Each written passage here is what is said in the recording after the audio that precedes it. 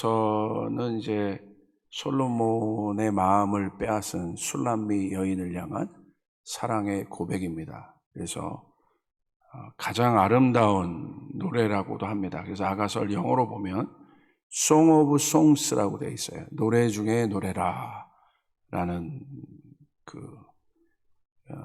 책입니다. 그런데 이제 이 아가서는 그 신랑을 예수 그리스도로 묘사하고 있고, 그 술람미 여인 신부를 또 우리로 또 묘사하고 있고, 그 신부는 또 교회의 모습이기도 합니다. 우리가 이제 구원받았을 때부터 이제 성숙한 신부가 되기까지의 여정이 바로 이 아가서에 잘 나타나 있습니다. 그 많고 많은 사람들 중에 또 많고 많은 그 예비 신부들 중에 솔로몬의 마음을 빼앗은 여인이 있는데요. 그 여인이 바로 목동 술람미 여인이었습니다. 그 여인을 향해서 솔로몬이 이렇게 고백합니다. 너는 검으나 아름답다. 아마 잘 알 겁니다. 여러분, 검은데 어떻게 아름다울 수 있겠습니까? 이게 바로 복음이에요. 검은 것은 아름다울 수가 없죠. 그런데 그 신랑이 일방적으로 고백해 주는 거예요. 너는 You dark but lovely 하면서 너는 검지만 너는 아름답다. 이것은 바로 우리의 모습과 같습니다. 우리가 검은 모습인데 예수 그리스도, 신랑 되신 예수 그리스도께서 우리를 바라보시며 아름답다라고 일방적으로 얘기해 주시는 겁니다. 이 술람미 여인이 그 고백을 듣고 얼마나 기뻤겠습니까? 와, 아무도 자기를 쳐다보지 않고 거들떠보지도 않았는데 나같이 검은 사람을 아름답다라고 해주는 사람이 있구나. 그리고 그 신랑을 드디어 찾고 만납니다. 신부의 모든 삶이 바뀝니다. 우리도 구원받을 때 그렇지 않습니까? 참 우리가 검고 부족한 존재인데 예수 그리스도의 복음을 듣고 그 십자가의 사랑, 십자가가 바로 그곳이죠. 세상 사람들이 볼 때 가장 흉측하고 또 처참한 그 죄인의 형틀이 바로 십자가가 아니겠습니까? 가장 검은 곳이죠. 그런데 그 십자가 위에서 우리가 아름다운 존재가 되었습니다. 할렐루야. 이게 복음이죠. 얼마나 이건 기쁜 소식이겠습니까? 여러분 이 사실 믿으시죠? 우리가 여전히 검고 부족하지만 우리 하나님 앞에 설 때마다, 예수 그리스도 앞에 설 때마다 그 사랑 앞에서 우리는 그분의 음성을 듣게 됩니다. 너는 검지만 아름답다. 부족하지만 너는 온전하다. 라는 주님의 음성을 듣게 됩니다. 그런데 이제 거기서 우리가 구원받은 여정이 바로 그것인데 거기서 멈추지 않습니다. 이 신랑이 이 술람미 여인을 향해서 그 다음 단계에 도전을 합니다.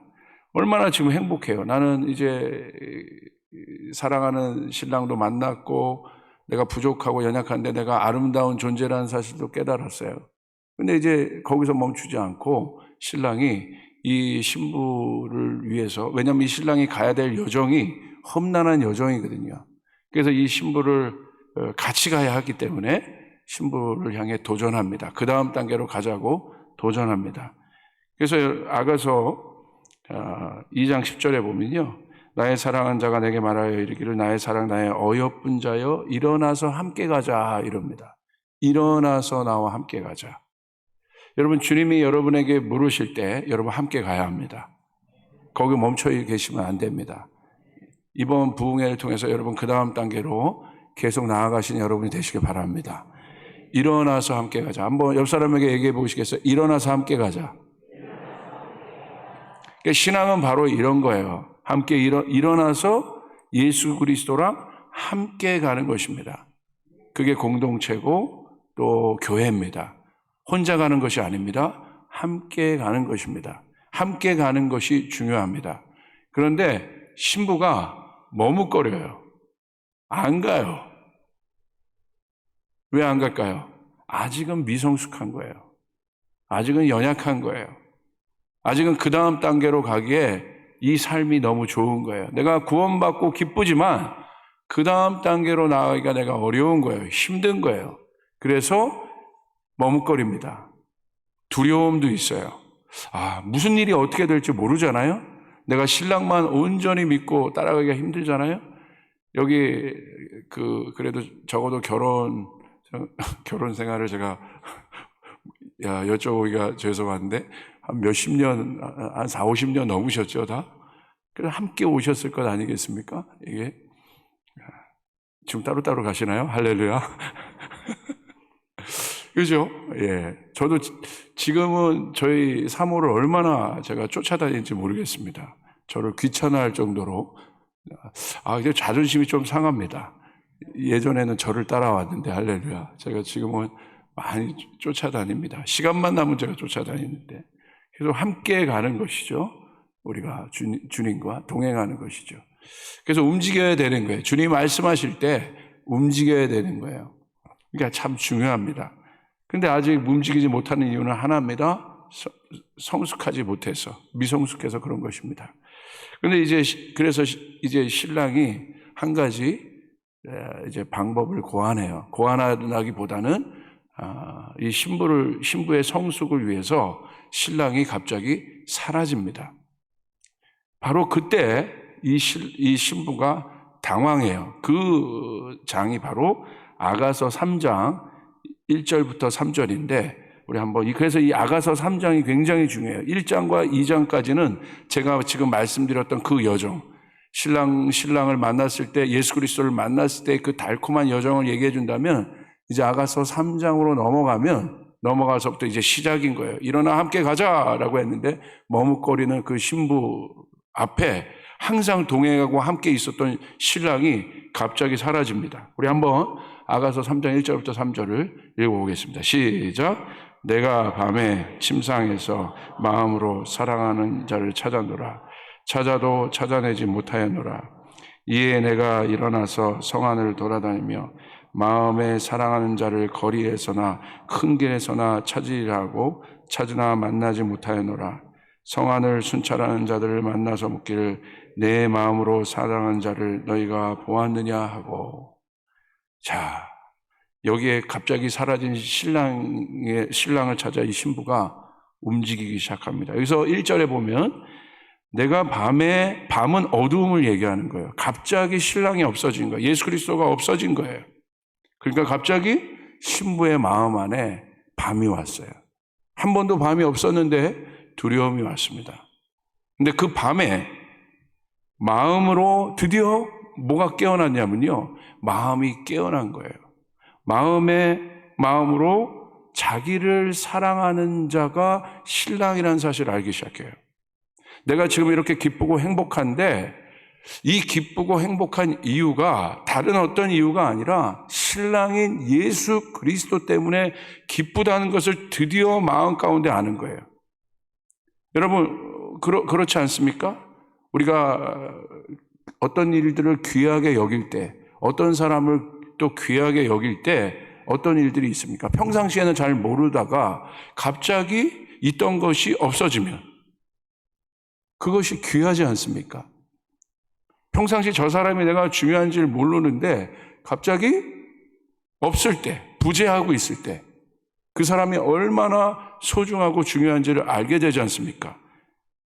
이 신랑이 갑자기 이 신부에게 부재하면서 항상 임재로 함께 있었는데 갑자기 이 신랑이 신부의 삶에서 부재하면서 신부의 마음 안에 한 가지가 딱 깨닫게 되어지는 거예요. 와, 내가 행복하고 내가 이렇게 기뻐할 수 있었던 것은 우리 신랑 때문에 그렇구나. 여러분도 마찬가지입니다. 여러분이 행복할 수 있는 이유는 예수 그리스도 때문에 그러신 것입니다. 이 교회 때문에 그런 것입니다. 여러분 믿으십니까? 사랑하는 우리 교우들 때문에 그런 것입니다. 그것을 마음으로 알기 시작해요. 그래서 이 신부가 어떻게 하냐면 신랑을 찾습니다. 그런데 1절에 보시면 찾았노라 찾아도 찾아내지 못하노라. 깜짝 놀란 거예요. 찾아도 찾아내지 못하노라. 우리는 알고 있어요. 제가 말씀드렸어요. 일부러 신랑이 없어진 거예요. 그의 삶 가운데 없어진 거예요. 그러니까 2절에 보시면 신부가 일어납니다. 이에 내가 일어나서 성 안을 돌아다니며 마음에 사랑하는 자를 거리에서나 큰 길에서나, 거리나 큰 길은 뭐냐면요, 위험한 곳을 얘기하는 거예요. 신부가 1절에 보면 침상에서 나왔어요. 침상은 뭐냐면 자기가 항상 머물던 안정적인 장소예요. 근데 그 침상에서, 신랑과 함께 있었던 그 친밀한 장소에서, 여러분 그 침상에 신랑이 있어야 되는데 신랑이 없는 겁니다.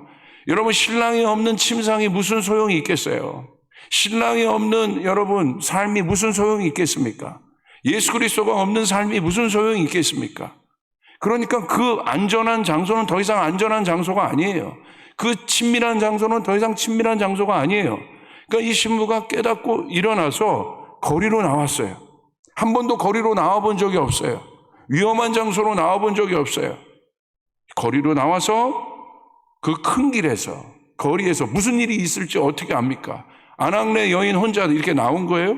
그 큰 길에서 찾으리라 하고 찾으나 만나지 못하였노라. 신랑이 의도적으로 나타나지 않아요. 이건 신랑이 신부를 위해서 의도적으로 만든 구간입니다. 항상 그 임재 안에 신부는 신랑과 함께 있었는데 신랑이 이 신부의 성숙함을 위해서, 다음 여정을 위해서, 신부의 마음 가운데 무엇인가 하나를 깨닫게 하기 위해서 신랑이 없어져요. 찾아도 찾아내지 못해요. 여러분 그럴 때 혹시 없으십니까? 기도해도 하나님이 안 계신 것 같고, 하나님께 불러도 답답한 것 같고, 항상 내 옆에 계신 하나님이 있었는데 찾아도 하나님이 아무 응답이 없는 것 같고. 저도 그래요. 오히려 주님께서 저에게 차라리 이거라도 말씀하시면, 아무리 순종하기 어려운 거라도 하나님이 차라리 말씀하신다는 건 뭐예요? 하나님의 음성이 들린다는 건 뭐예요? 내가 따라가기 버거운 문제여도 하나님 말씀하신다는 건 하나님 지금 나와 함께 하신다는 거잖아요. 그런데 그 하나님이 내가 기도해도 하나님의 응답이 없을 때, 그런 경험들을 여러 번 하신 적 있습니까? 저는 이 목회를 하면서 삶에서 이런 경험들을 할 때가 있습니다. 그럴 때 우리는 내 삶을 돌아봐요. 내가 뭘 잘못했나? 하나님 앞에 뭘 올바로 하지 않았나? 그런데 살펴보면요, 그런 것도 별로 없어요. 여전히 나는 하나님을 사랑했고 하나님 앞에 열심을 다했고 열심히 사역을 다했는데 어느 구간에 우리 하나님이 갑자기 없어지시는 것 같은, 꼭 나만 홀로 남아있는 것 같은, 내가 기도해도 내 기도가 공허한 메아리와 같이 들리는 그런 때가 있어요. 오늘 신부가 바로 그와 같은 상황 가운데 있는 것입니다. 그러면서 3절에 보시면 성안을 순찰하는 자들을 만나서 묻기를 내 마음으로 사랑하는 자를 너희가 보았느냐. 이제 깨달은 거예요. 이 침묵의 시간에 깨달은 거예요.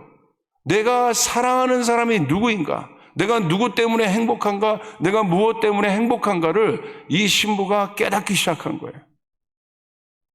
여러분, 이 신부가 이제는 묻잖아요. 순찰하는 사람들에게 찾아가서 언제 만났다고 여러분 묻습니까? 만나서 뭐라고 얘기합니까? 내 마음으로 사랑하는 자를 너희가 보았느냐. 이렇게 신부가 고백합니다. 오히려 그 부재의 시간에 신부는 깨어난 거예요. 그래서 신랑이 이 신부에게 그 부재의 시간을 준 겁니다. 마음에서 깨어난 거예요. 내 신랑밖에 없구나. 내 신랑밖에 없구나. 내가 이렇게 나갈 수 있고, 내가 이렇게 하나님 앞에 나올 수 있고, 내가 이렇게 행복할 수 있는 건 내 신랑밖에 없구나. 그래서 제가 3장 4절을 드리진 않았는데 이렇게 써 있습니다. 그들을 지나치자마자 마음에 사랑한 자를 만나서 그를 붙잡고 내 어머니 집으로 나를 잉태한 이의 방으로 가기까지 놓지 아니하였노라. 그 신랑을 드디어 만납니다. 그러니까 이제 신부가 어떻게 해요? 그 신랑을 놓지 않아요. 절대적으로 놓지 않아요. 그러므로 여러분, 이 신부가 겪었던 아가서 3장 1절부터 3절의 구간은 어떤 구간이에요?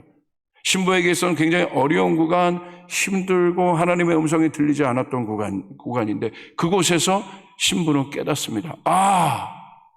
내가 이분을 놓치면 안 되는구나.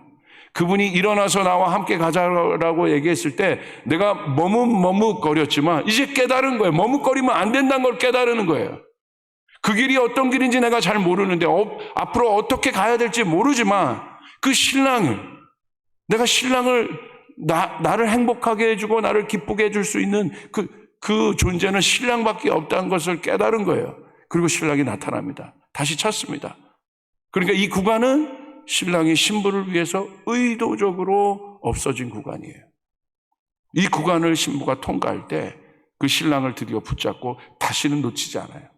그리고 그 다음 단계에 가서 신랑이 얘기합니다. 일어나 나와 함께 가자. 머뭇거리지 않습니다.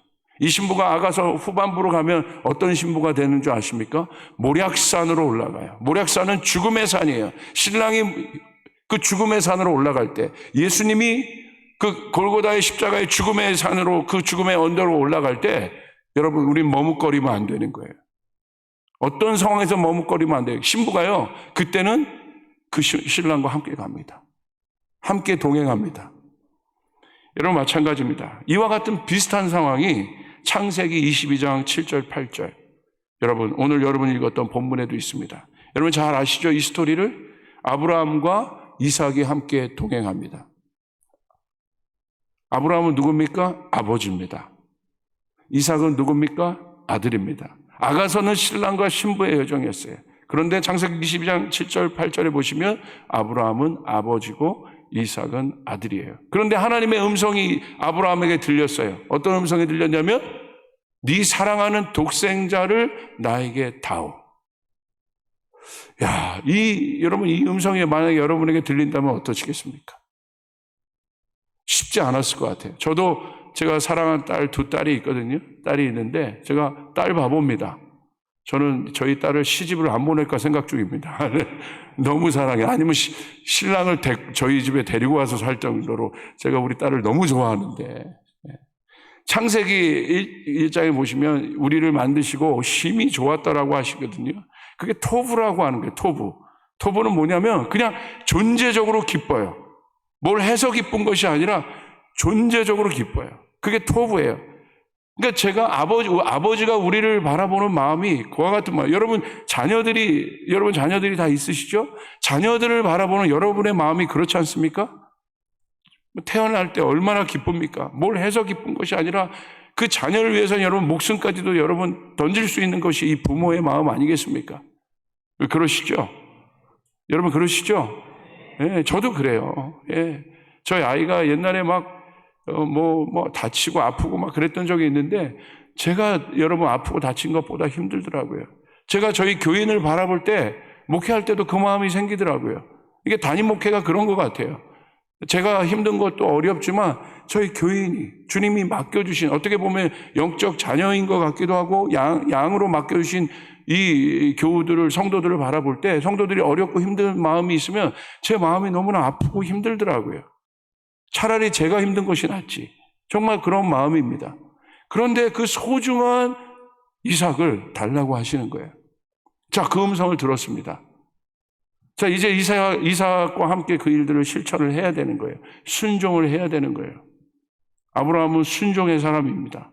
그래서 하나님의 음성을 듣고 이삭과 함께 그 여정을 떠납니다. 어디로 가는 여정입니까? 죽으러 가는 여정이에요. 이삭을 죽이러 가는 여정이에요. 아브라함의 마음 가운데 어떤 마음이 들었겠어요? 하나님의 마음을 이해할 수 있었겠습니까? 여러분 하나님 앞에 나갈 때 어떤 마음으로 나가세요? 이해돼서 나가십니까? 하나님이 설명해 주셔야 여러분 어떤 일을 하십니까? 오늘 아브라함의 순종은 대단한 거예요. 이해돼서 하나님이 다 설명해 줘서 합당해서 여러분 한 것이 아니에요. 하나님의 일을 여러분은 어떻게 하세요? 내가 이해돼서 민주적인 절차에 어떤 절차에 의해서 모든 사람이 다 동의함으로 그래서 하십니까? 그러지 않아요. 여러분 이 상황을 이삭을 드리라고 하는 이 상황을 여러분 만약에 회의 가운데 제가 말했어요. 가족 회의를 했어요. 누가 동의하겠어요? 이해할 수 있겠습니까? 그 하나님이 어떤 하나님이에요? 아들을 죽이는 하나님이에요. 세상 사람이 교회를 향해서 오늘 그 메시지를 던지고 있는 거예요. 어떤 메시지? 너희 하나님이 진짜 사랑의 하나님이냐? 하나님에 대해서 관심이 없는 것 같은데 아니요, 관심이 많아요. 그리고 묻고 있는 거예요. 하나님이 사랑이야? 진짜 맞아? 하나님이 사랑이라면 왜 우크라이나에 전쟁이 있어? 이해가 안 되는 겁니다. 나는 그 하나님을 믿을 수 없다는 거예요. 하나님이 사랑이라면 왜 이렇게 저렇게 너희 예수 믿는다고 하는 사람들이 왜 이렇게 어렵게 사는 거야? 사랑이라면 그렇게 하면 안 되는 거 아니야? 묻습니다. 이해가 안 돼요. 그 사람은, 그렇다면 그분은 아버지가 어떻게 그렇게 할 수 있냐는 거야. 어떻게 아버지가 자녀들을 이렇게 고통스럽게 할 수 있냐는 거야. 믿지 않는 사람 봐라. 저렇게 떵떵거리며 잘 사는데 너희는 아버지를 믿고 그렇게 부르짖는데도 어떻게 그렇게 어렵게 사냐? 힘들게 사냐? 고난이 어떻게 그렇게 많냐? 오히려 세상 사람들에게 묻는 거예요. 뭐라고 대답하시겠어요? 이 구간이 힘든 거예요. 오히려 모든 응답이 있었을 때 차라리 하나님이 말씀하시는데 내가 불순종하면 이유는 알잖아요. 이건 내 문제구나. 내가 불순종하고 있구나. 차라리 이유가 명확히 아는데 여러분 오늘 말도 안 되는 이 하나님의 음성 앞에 그냥 순종해야 될 때 오늘 목사님이 여러분에게 어떤 일들을 던지셨어요. 여러분 이해해서 목사님의 음성을 듣습니까? 교회는 그런 곳이 아닙니다. 아유, 내가 이해되면 따라가죠, 목사님. 아유, 이 상황 보세요. 아니요. 오늘 하나님은 아브라함에게 그와 같이 얘기하신 거예요. 이해가 안 되는 거예요. 여러분, 그런 구간을, 여러분, 하나님께서 여러분, 이 구간 앞에서 아브라함은 어떻게 반응해야겠어요? 침묵할 수밖에 없는 거예요. 하나님 설명해 주세요. 하나님이 아브라함에게 설명을 해 주셨겠어요? 야, 봐봐. 합당한 이유가 있어. 이렇게 해야지. 네 아들을 죽여야지. 이렇게 되는 거야. 여러분, 아들을 죽이라고 하는 이유를 어떻게 설명할 수 있겠습니까? 하나님은 그냥 그렇게 일방적으로 말씀하시고 하나님 말씀 안 하시는 거예요. 그 다음부터는 우리의 몫인 거예요. 하나님 친절하게 설명해 주시면 되는데 설명 안 해 주시는 거예요. 아브라함은 어떻게 할 수밖에 없습니까? 순종하는 거예요. 그리고 그 길을 갑니다. 하인들과 함께 그 길을 가요. 어느 정도 가다가 이제 하인들을 돌려보냅니다. 근데 이삭이 희한한 거죠. 아버지를 사랑했기 때문에 아버지와 가는 이 길이 너무 좋았는데 갑자기 하인들이 사라진 거예요. 예배하러 가는 건데 예배는 그 당시 예배는 어떤 예배입니까? 여러분 산 제물이 있어야 되겠어요? 주님 앞에 드릴 제물이 있어야 되겠어요? 제물이 안 보이는 거예요. 여러분 7절 다시 한번 보세요. 이삭이 그 아버지 아브라함에게 말하여 이르되 내 아버지여 하니 그가 이르되 내 아들아 여기 있노라. 이삭이 이르되 불과 나무는 있거니와 번제할 어린 양은 어디 있나이까? 묻습니다. 이제 아브라함이 설명을 해줘야 되는 거예요. 그런데 여러분 그 질문 앞에 어떻게 설명을 합니까? 아버지가 야 이삭아 잘 들어봐. 아버지 믿고 신뢰하고 아버지가 설명해 주니까 잘 들어봐. 우리가 지금 하나님 앞에 제사 드리러 왔는데 아버지가 음성을 들었어. 그런데 너를 죽이래. 이걸 설명할 수 있겠어요? 근데 많은 사람들은요 하나님의 일 앞에 자꾸 이해를 구해요. 설명을 구해요. 설명하면 내가 하겠다는 거야. 어떻게 설명합니까? 여러분 만약에 하나님의 이 음성을 들었습니다. 여러분이 하나님을 사랑하십니다. 근데 이 음성을 들었습니다. 어떻게 하실 거예요? 이 말도 안 되는 이 일들을 어떻게 자녀에게 설명해 줄 수 있겠습니까? 8절에 아브라함이 이르되 내 아들아 번제할 어린 양은 하나님이 자기를 위하여 친히 준비하시라고 두 사람이 함께 나아가서 자 보세요. 설명 안 해요. 그냥 하나님이 하실 거다. 있을 거다. 너야 이러기 때문에 네가 죽어야 돼. 여러분 우리는 복음을 설명으로 들어요. 참 감사해요. 그 설명도. 그러나 여러분 보세요. 복음은 설명 이상인 거예요. 신앙은 설명 이상인 거예요. 할렐루야. 우리의 이해를 넘어선 것이에요. 하나님 반드시 이 구간을 줍니다. 자, 이제 이삭의 입장에서 바라보겠습니다. 왜 아버지 설명 안 해주지? 어디 있지? 하나님이 준비해 주신다 하는데 진짜 어디 있는 거야? 가면서 별의별 생각이 다 드는 거예요. 이제 아브라함과 아브라함 아버지 아브라함과 아들 이삭이 이제 동행하는 거예요. 함께. 그런데 그 동행하는 그 구간, 저는 그것이 바로 하나님의 침묵의 구간이라고 얘기했는데 어색한 거죠. 아무 말이 없어요, 둘이. 그런데 말이 없는 그 구간에 설명하지 못하니까 말을 못하는 거예요. 말을 할 수 없는 구간은 어떤 구간이에요? 그냥 묵묵히 걸어갈 수밖에 없는 구간이에요. 그런데 여러분, 대단한 건 누군지 아십니까? 이삭이 대단해요. 아들이 대단한 거예요. 아버지도 대단하지만 아들이 대단해요. 아버지, 설명해 주세요. 이렇게 해 주세요. 양은 어디 있습니까? 묻지 않습니다. 그냥 아버지를 따라갑니다.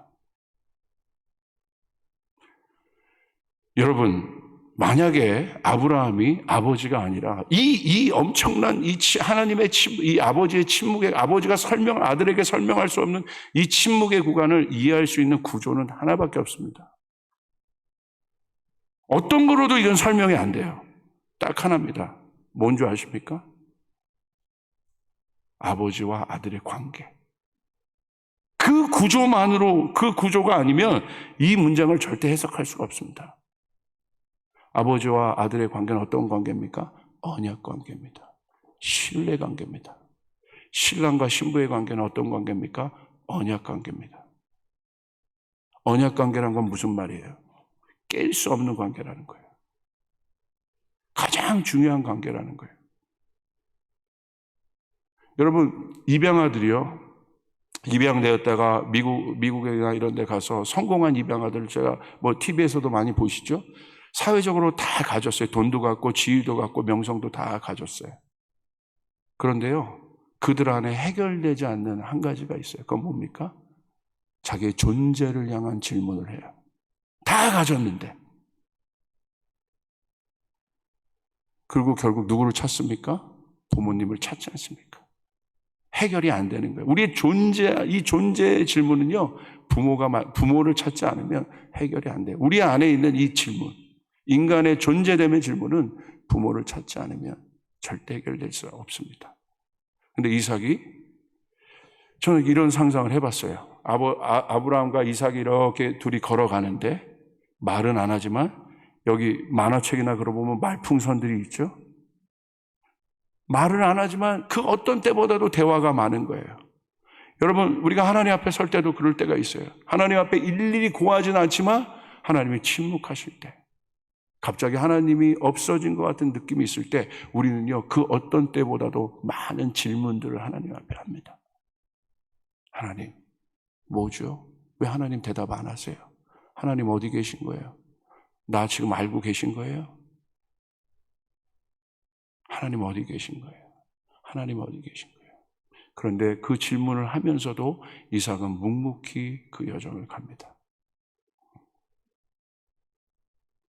제가 이번에 주제가 아버지와 아들, 또 부모 세대와 자녀 세대에 관계된 것이잖아요. 이제 아들됨의 입장에서 한번 제가 생각해봤어요. 제가 아버지의 마음을 지금까지 많이 나눴는데, 저희 아버지가 목회를 하시면서요, 참 정말 제가 이해할 수 없는 일들이 많이 있었어요. 개척교회를 이제 시작하면서 외국인 근로자들이 저희 집에 저희 교회로 몰려왔습니다. 많이 몰려왔는데, 이들이 이제 1990년대 초반에 한국에 근로자들이 들어오면서 아버지가 또 그 외항선 생활을 했기 때문에 그 나그네에 대한 마음이 많아요. 그래서 봉고차로 한번 쑥 그 당시 돌고 나면 봉고차 한가득 외국인들을 태워갖고 오시는 거예요. 그럼 저희 교회에 와서 이들을 먹여주고 또 재워주고 또 보살펴주고, 저희 교회가 커뮤니티 센터가 됐어요. 이들의 집합 장소가 됐어요. 그러니까 점점 막 사람들이 지금이야 다 네트워크가 있지만 많이 교회로 오는 거예요. 그러니까 어느 순간 보니까 한국 교회인데 외국인 근로자들이 100명, 150명이 넘는 거예요. 그래서 그들 위해서 점심도 준비하고 저녁도 준비하고 예배도 잘 드리고 그랬어요. 그런데 그들이 이제 변하기 시작하니까, 변하니까 놀라운 일들이 일어나더라고요. 예수를 만난 사람들이 나오기 시작하니까 헌신하는 사람들이 나오기 시작하는 거예요. 어느 날 저희 아버지가 한 사람을 데려왔는데 큰 여행 가방 하나를 갖고 같이 들어오셨어요. 저희 집으로. 딱 봤더니 누구 왔냐면 인도 사람이랑 온 거예요. 인도 사람이랑 오셔가지고 저희한테 그러는 거예요. 오늘 이 인도 존이라는 형제인데 이 존이라는 형제가 오늘부터 우리와 함께 살 것이다. 어디에서요? 우리 집에서. 예? 그래요? 그런데 네 방에서. 할렐루야. 왜 내 방에서 살아야 돼요? 왜 내 방에서? 아버지가 헌신한 건데. 예? 아버지가 하나님의 어떤 음성을 들었는지 모르겠는데 왜 내 방에서 살아야 돼? 저는 제 방에서 할머니 또 내 동생이랑 살기도 힘들어 죽겠는데 거기 내 방에서 살아야 된다. 속으로 그랬죠. 당신 방에서 같이 자지. 어머니 아버지 그 사이에서. 할렐루야. 3년을 살았어요. 3년을. 쉽지 않았습니다. 사는 거 쉽지 않아요. 할렐루야. 할렐루야. 처음에는 일주일에 한 번 만났을 때는 막 영어로 얘기도 하고 막 서로 사랑한다, 우리가 형제 자매다 막 그랬는데 사니까요 꼴이 그렇게 꼴 보기 싫은 거예요. 얄밉기도 하고 뭐 로션을 써도 지 것만 쓰는 것 같고 막 나눌지도 모르는 것 같고 와, 제 안에 막 이 사랑이 아니라 막 불평이 일어나기 시작해요. 3년을 살았어요. 여하튼 이 존이라는 형제가 인도 펀잡이라는 북부 지역에 가서 시크 교도였거든요. 시크 교도. 이 테러리스트 있었던 종교 그 시크 교도 사람이었는데 변해가지고 거기서 목사가 돼서 목회를 아름답게 하고 있습니다. 아멘. 거기서 끝난 게 아니라 그 다음에 또 여행 가방 하나를 갖고 또 누구랑 함께 오는 거예요. 딱 봤더니 필리핀 사람이라고 온 거예요. 오늘부터 이 리또 형제는 우리 집에서 함께 살 것이다. 누구 집에서요? 우리 집에서.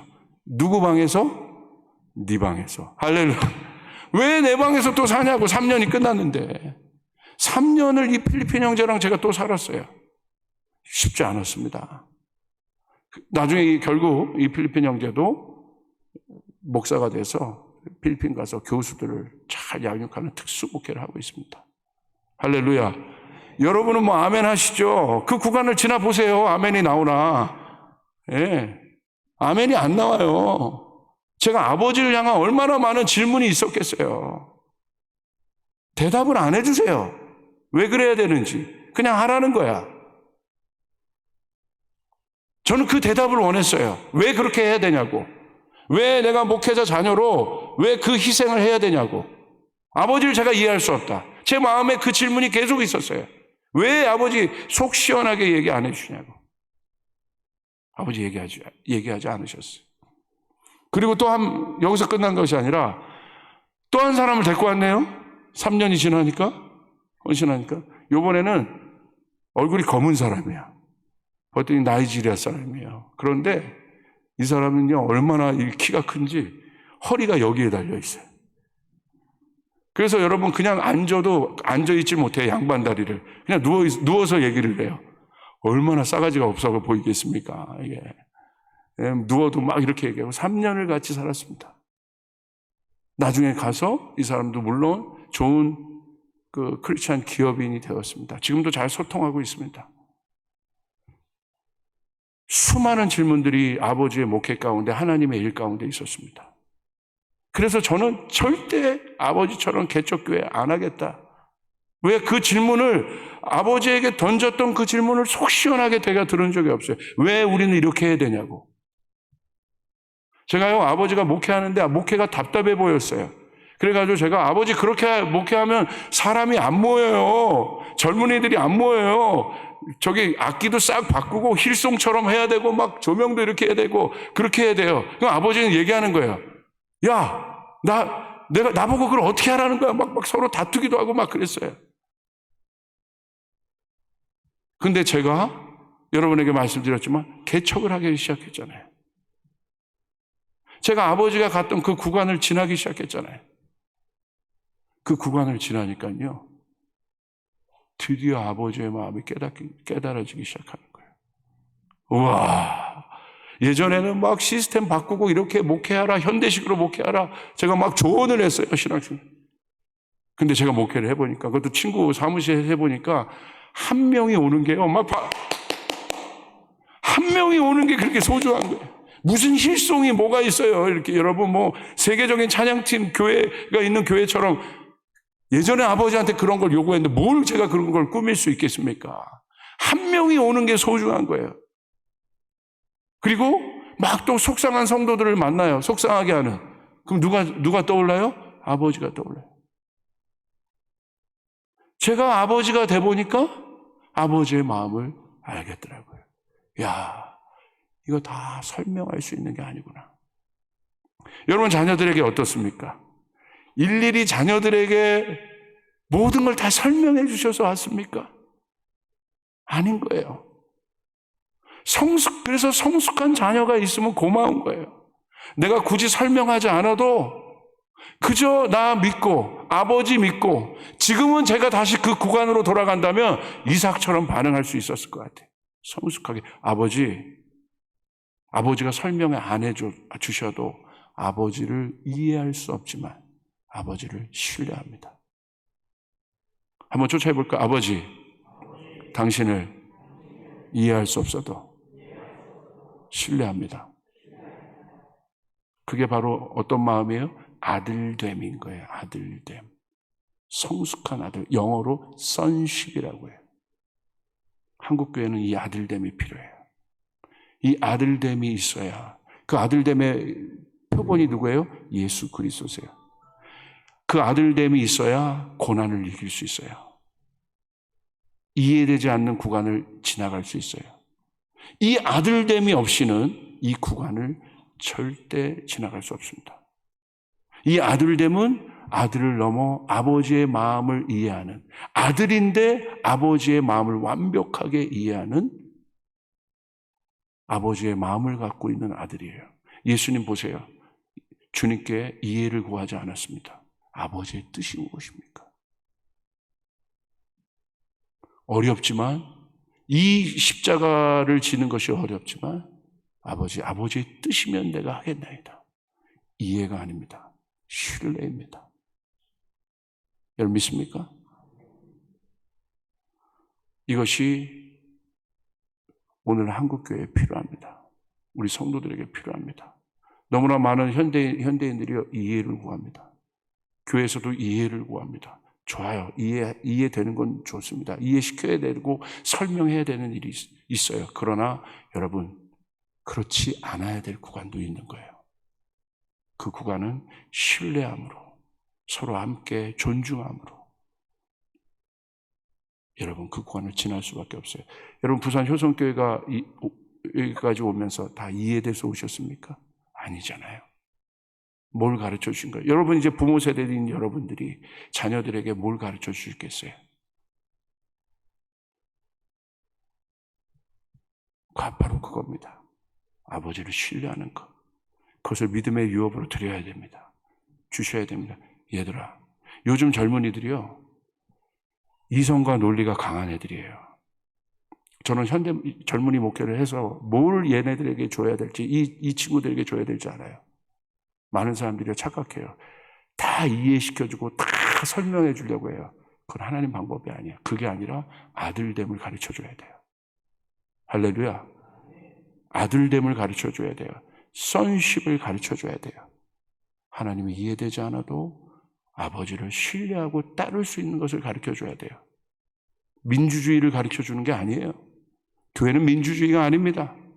왕이신 하나님이 계신 곳이에요. 하나님 나라예요. 할렐루야.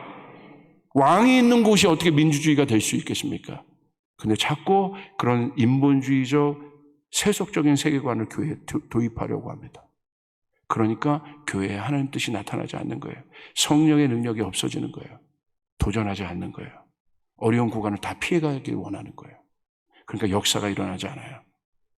잘 들으셔야 돼요. 이 말씀이 얼마나 중요한가 잘 들으셔야 돼요. 뭘 가르쳐 주셔야겠어요? 아들됨을 가르쳐 줘야 돼요. 성숙한 아들. 적어도 여기 앉아 계신 분들은 그런 구간들을 통과하신 분들 아니겠습니까? 내가 하나님을 이해해야 되지 않아도, 때로는 하나님이 침묵하고 있는 구간인 것 같아도 결국은 그 구간을 묵묵히 따라가다 보니까 하나님이 계시더라. 하나님이 계시더라. 하나님이 계시더라. 얘들아, 믿음의 자녀들아, 하나님이 계셔. 그 구간은 침묵함으로 신뢰함으로 따라가는 거예요. 여러분 마찬가지로 제가 목회를 해보니까요, 교인들에게 설명할 수 없는 일들이 있어요. 여러분, 그건 다 설명 못합니다. 제가 부교육자일 때는 몰랐어요. 담임 목회를 해보니까 설명할 수 없는 구간들이 있어요. 설명해주고 싶어요. 그런데 설명할 수가 없어요. 아브라함처럼. 하나님의 뜻은 맞는데 설명을 할 수가 없어요. 그럴 때 어떤 교우들이 고마운 줄 아십니까? 이삭처럼 성숙하게 그 구간을 함께 해주는 사람들, 함께 묵묵히 따라가 주는 사람들, 신뢰해 주는 사람들. 그 신뢰가 우리 안에 필요합니다. 이게 바로 산십이에요. 그럴 때 기뻐요. 갑자기 제가 이렇게 어렵고 힘든데 설명할 수 없는데 제가 사랑하는 제자들 중에 여러분 그거 아세요? 여러분 자녀들 사랑하시죠? 사랑하시죠? 자, 첫째, 둘째, 셋째가 있으세요. 몇째가 더 사랑스러워요? 할렐루야. 몇째가 더 사랑스러우세요? 누가 저에게 묻는다면 여러분도 그렇게 대답하실 거예요. 똑같이 사랑스럽잖아요. 똑같이. 그런데요, 그건 맞습니다. 똑같아요. 똑같이 사랑스럽지만 내 마음을 기쁘게 하는 자녀는 따로 있어요. 똑같이 사랑스럽지만 기쁨은 따로. 그래서 하나님이요, 예수 그리스도가 요단강에서 세례 받으실 때 어떻게 얘기하셨어요? 이는 내 사랑하는 자요. 또 뒤에 뭐가 있었어요? 기뻐하는 자라. 기뻐하는 건 뭐예요? 누가 날 기쁘게 해요? 내 마음을 헤아리면 기쁜 거예요. 똑같이 사랑은 내리사랑인 거예요. 그러나 기쁨은 그러지 않아요. 야, 내가 먹고 싶은 게 뭔지 아는구나. 지가 먹고 싶은 대로 가는 게 아니라 내가 먹고 싶은 걸 찾는구나. 내 마음을 아는구나. 나 요거 먹고 싶었는데 어떻게 알지? 나 요거 갖고 싶었는데 어떻게 알지? 야, 아는구나. 아버지의 마음을 헤아리는 거예요. 아는 거예요. 그게 바로 성숙한 자, 기뻐하는 자. 그래서 저희 교회 이름이 조이풀 처치예요. 기쁨이 있는 교회. 하나님의 마음을 헤아리는 교회. 그런 자녀들이 많은 교회. 할렐루야! 여러분, 그렇게 될 때 우리 안에 있는 세대 갈등이 회복될 수 있어요. 젊은이들이요, 어른들 향해서 신뢰하지 않아요. 믿지 않잖아요. 그러니까 교회 안에, 이 사회 안에 엄청난 분리가 있는 거예요. 이거 복음으로밖에 해결할 수 없습니다. 여러분 믿습니까? 성숙한 자녀들이 일어나야 돼요. 여러분에게 묻습니다. 여러분 성숙하십니까? 여러분 성숙한 아들됨이 있으십니까? 그 아들됨이 없으면 절대 우리는 한 공동체가 돼서 동행해서 그 구간을 통과할 수가 없습니다. 그런데 그 구간을 드디어 통과했습니다. 자, 하나님 어떻게 됐습니까? 하늘문을 여셨습니다. 그리고 여호와 이레 어린 양을 준비해 놓으셨습니다. 엄청난 구간을 통과한 겁니다. 아브라함이 열방을 믿음으로 받았습니다. 그 유업이 그대로 아들 이삭에게 흘러갔습니다. 반드시 3세대 목회가 가려면 이 구간들이 통과돼야 되고, 한국교회는 이 구간을 통과해야 하고, 우리 어르신들은, 여기 계신 부모 세대들은 반드시 그 고난의 때, 그 고난을 통과해 보신 여러분들은, 우리 젊은이들은 그 고난의 구간을 아직 통과하지 않았어요. 그러면 그것들을 유업으로 주셔야 합니다. 하나님을 사랑해라. 하나님을 신뢰해라. 이해하지 말고 그분을 신뢰해라. 그분은 좋으신 분이다. 나에게 가장 좋으신 분이다. 여호와 이레의 하나님이다. 할렐루야. 우리 함께 기도하도록 하겠습니다. 하나님 아버지 감사합니다. 하나님을 사랑합니다. 하나님을 신뢰합니다. 때로 하나님을 이해할 수 없는, 이해되지 않는 그 시간들을 우리가 통과할 때가 있었습니다. 하나님께 부르짖어도 하나님 응답하시지 않는 그때가 있었습니다. 하나님 그때 이제 깨닫게 하여 주시옵소서. 성숙한 아들들이 되게 도와주시옵소서. 자녀의 영을 풀어주시옵소서. 자녀의 영을 풀어주시옵소서. 예수 그리스도의 영을 풀어주시옵소서. 그 영이 있어야 우리는 이 고난을 통과할 수 있습니다. 이길 수 있습니다. 아버지, 하늘문을 열고 축복합니다. 아버지와 아들이 하나 되는 일들이 일어나게 될지어다. 말라기 4장 6절에 복이 있게 될지어다. 아버지의 마음을 자녀에게로, 자녀의 마음이 아버지에게로 돌아가는 일들이 일어나게 될지어다. 모든 오해들을 풀어주시고 아버지 하나됨이 일어나게 도와주시고 함께 걸어갈 수 있도록 축복하여 주시옵소서. 감사합니다. 예수님의 이름으로 기도드리옵나이다. 우리 한번 주님의 이름을 한번 부르고 이 아침에 주님 앞에 부르시죠. 기도하겠습니다. 부르시죠. 기도할 때 하나님, 여러분 가운데 혹시 그런 분들이 있습니까? 하나님이 이해되지 않고 하나님이 어렵고 지금 혹시 그 침묵의 구간, 하나님이 하나님께 구해도 하나님께서 응답하지 않으시는 그 침묵의 구간을 여러분 많은 질문을 통해서 통과하시는 분들이 있습니까? 그런데 오늘 말씀을 통해서 여러분에게 주는 메시지는 하나입니다. 여호와 이레에 하나님의 축복이 있게 될 것입니다. 할렐루야. 여호와 이레에 하나님의 축복이 있게 될 것입니다. 이 동행의 끝, 이 여정의 끝에는 축복이 있게 될 것입니다. 우리 효성교회의 이 여정의 끝에는 하나님의 놀라운 일들이 일어나게 될 것입니다.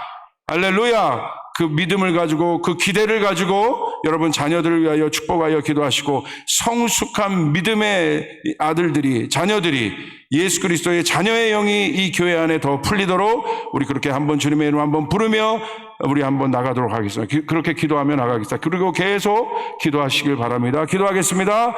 주여! 아버지 하나님 감사합니다. 그 주님을 찬양합니다. 아버지 하나님을 바라봅니다. 인도하여 주시옵소서. 때로는 아버지 하나님이 이해가 되지 않아도 아버지 하나님이 구간을 지나고 아버지 우리 안에 어려움과 부족함이 있어도 아버지 하나님 때로는 정말 하나님 어디 계십니까? 우리가 물을 수밖에 없는 그런 상황 가운데서도 아버지 하나님 우리가 그 믿음을 가지고 성숙하게 이 구간을 통과하는 아버지 우리 신부들이 일어나게 도와주시옵소서. 아버지 하나님 함께하여 주시옵소서. 인도하여 주시옵소서. 격려하여 주시옵소서. 아버지 이해해서 하나님을 따르는 자들이 아니라 하나님을 신뢰함으로 하나님을 사랑함으로 하나님밖에 없기 때문에 예수님밖에 없기 때문에 그렇게 주님을 사랑할 나를 만족시킬 수 있는 하나님밖에 없기 때문에 내 목자는 하나님이시기 그렇게 성숙하게 이 길을 이 여정을 맡겨주신 사명과 사명을 감당할 수 있는 아버지 하나님의 사람들이 일어나게 도와주시옵소서. 하나님 인도하여 주시옵소서. 역사하여 주시옵소서. 아버지 이 구간을 지나고 있는 사랑하는 성도들이 있습니다. 아버지 하나님 왜 나에게 이런 고난을 허락하십니까? 왜 나에게 이런 일들이 일어납니까? 아버지 이 질문들을 하며 아버지 하나님 이 구간들을 통과하는 아버지 당신의 백성들이 있다고 한다면 하나님 말씀하여 주시옵소서. 인도하여 주시옵소서. 그들에게 아들의 영을 부어 주시옵소서. 성숙한 이삭이 되어 아버지 아브라함과 함께 동행하게 도와 주시옵소서. 아버지 하나님 이 교회 가운데 그 일들이 일어나게 하여 주시옵소서. 여기 다가올 젊은이들에게 아들의 영을 풀어주시옵소서. 예수님의 영을 풀어주시옵소서. 자녀의 영을 풀어주시옵소서. 그래서 아버지 하나님 이해가 아니라 신뢰를 배우게 도와주시옵소서. 묵묵하게 아버지 그 구간을 통과하며 나갈 수 있도록 도와주시옵소서. 아버지 하나님 함께하여 주시옵소서. 아버지 역사하여 주시옵소서. 하나님의 인도한 가운데 나갈 수 있도록 도와주시옵소서. 아버지 응답하여 주시옵소서. 힘을 내어갈 수 있도록 아버지 하나님 함께하여 주시고 도와주시옵소서. 아버지 하나님 모든 것 가운데 하나님의 인도하심이 있게 되길 원합니다. 아버지 하나님 함께하여 주시옵소서. 우리 한 번만 더 기도할 때 우리 저는 이 기도 제목 또 하고 저는 내려가겠습니다. 한번 기도할 때 그렇게 기도하시길 바랍니다. 아버지 이 구간을 결국 통과할 수 있도록 도와주시옵소서. 승리하며 이 구간을 지나게 도와주시옵소서. 아버지 하나님 결국 나는 승리할 것입니다. 아버지의 영광을 보게 될 것입니다. 아버지 하나님 함께하여 주시옵소서. 여러분 그리고 여러분 사랑하는 담임 목사님을 위해서 이 시간 기도하시길 바랍니다. 지금 저에게 제가 그냥 말하는 것이 아니라 성령께서 지금 저에게 주시는 말씀입니다. 아버지 우리 담임 목사님을 신뢰하며 따라가겠습니다. 순종하며 가겠습니다. 이해가 아니라 신뢰함으로 가겠습니다. 주여 나에게 그 다음 단계의 여정을 주님께서 주시옵소서. 아버지 말씀하여 주시옵소서. 신뢰함으로 우리 담임 목사님 따라가겠습니다. 우리 그렇게 한번 하나됨으로 우리에게 나가게 해달라고, 하나되는 우리 효성교회 되게 해달라고 우리 한번 기도하며 나가겠습니다. 기도하겠습니다. 주여 아버지 하나님 감사합니다. 이 구간을 잘 확인하게 도와주시고 우리 담임 목사님 위해서 기도하며 나가오니 아버지 하나님